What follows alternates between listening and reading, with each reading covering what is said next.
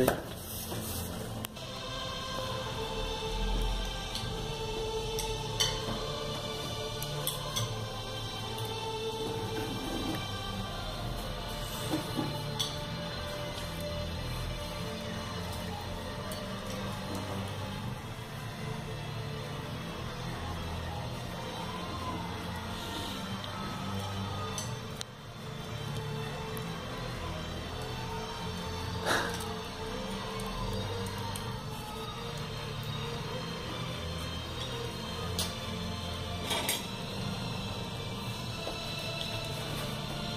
Quando é apaixonado pelo Arão, mas não pode casar, não é que não pode.